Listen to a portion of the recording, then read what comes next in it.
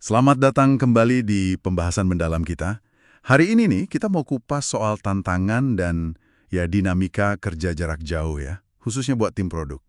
Sumber kita kali ini bab 30 dari buku Empowered.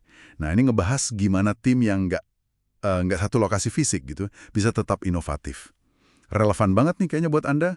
Kan makin banyak ya tim yang model kerjanya begini sekarang. Betul sekali. Sumber ini tuh mengakui ya, kalau tim produk yang co-located, yang barengan satu tempat, itu ideal banget.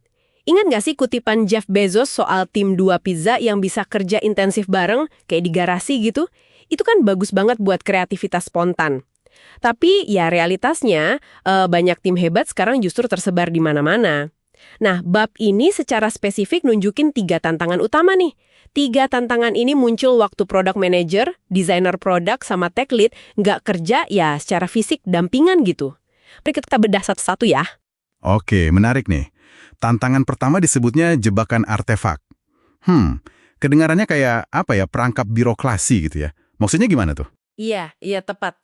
Jadi gini, waktu anggota tim kepisah jarak, ada godaan kuat nih buat balik ke cara lama. Yaitu, ya saling kirim dokumen aja. PM kirim spek, desainer kirim mock-up statis, terus ya udah lempar ke engineer. Kelihatannya sih efisien, terstruktur gitu. Tapi ini sebenarnya malah mematikan kolaborasi yang dinamis.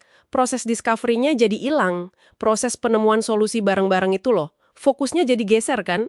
Dari gimana kita bareng-bareng pecahin masalah user, jadi sekedar ya serah terima output, hasil kerja masing-masing aja, bukan outcome atau dampak nyata yang mau dicapai. Nah, penulisnya menyarankan kita secara sadar harus lawan ini. Utamakan diskusi real time lewat video, terus jadikan prototip interaktif itu pusat obrolan, jangan dokumen mati. Oke. Jadi bukan berarti nggak boleh ada dokumen sama sekali ya, tapi jangan sampai dokumen itu menggantikan dialog dan eksplorasi bareng gitu ya. Penting nih poinnya.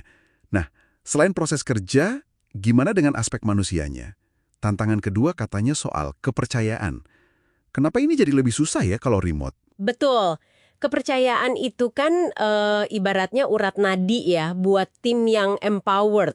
Tim yang benar-benar diberdayakan, yang punya otonomi, rasa aman psikologis buat ambil risiko, buat inovasi. Nah, tanpa interaksi tatap muka sehari-hari, membangun hubungan yang dalam, terus rasa aman buat debat sehat, buat lempar ide gila atau setengah matang, bahkan buat ngaku, duh saya nggak tahu nih, itu jadi jauh lebih susah. Padahal kan justru elemen-elemen itu yang jadi bahan bakar inovasi. Jadi membangun kepercayaan pas remote itu butuh usaha yang jauh lebih disengaja, proaktif gitu, baik dari anggota timnya maupun dari leadernya. Nggak bisa lah dibiarin tumbuh sendiri kayak kalau ketemu tiap hari. Iya. Kebayang sih. Butuh effort ekstra ya buat bangun ikatan itu tanpa ngopi pagi atau makan siang bareng gitu. Kepercayaan kan butuh interaksi ya. Tapi justru interaksi yang berkualitas ini kadang susah diatur kalau remote. Ada kendala praktis. Nah, ini nyambing nih ke tantangan ketiga. Soal Waktu. kendala waktu apa aja nih yang disorot di sini?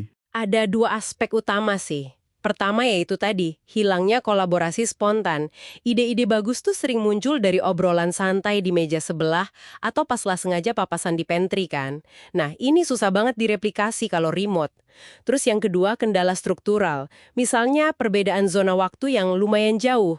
Itu kan ngebatasin banget jam tumpang tindih buat kolaborasi real time.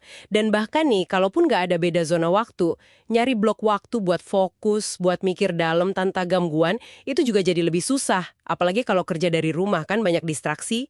Sumber ini sih menekankan, tim perlu aktif ya cari cara buat ngakalin ini. Mungkin jam kerja fleksibel atau ada jam kolaborasi khusus yang disepakati. Tapi ya diakui juga kalau ini tuh tantangan nyata, friksi yang butuh dikelola secara sadar. Oke. Jadi kita udah punya nih jebakan artefak yang bisa mematikan kolaborasi, terus tantangan bangun kepercayaan yang esensial banget, sama kendala waktu ya yang hambat interaksi dan fokus. Kalau kita rangkai ini semua, artinya apa ya ketika tantangan ini buat Anda yang mungkin lagi mimpin atau jadi bagian dari tim produk remote? Intinya sih, ketiga tantangan ini tuh muaranya ke hilangnya semacam kedekatan kognitif gitu ya, sama aliran informasi informal yang biasanya muncul alami aja kalau tim kerja bareng secara fisik. Kuncinya ya kesadaran sama coaching, pembinaan yang aktif. Kita mesti sadar nih potensi jebakan ini. Dan secara sengaja kita lawan antipolanya. Antipola itu kebiasaan kerja yang kelihatannya efisien, tapi sebenarnya malah kontraproduktif. Contohnya ya itu tadi, terlalu ngandelin dokumen, atau ngebiarin komunikasi jadi cuma transaksional aja.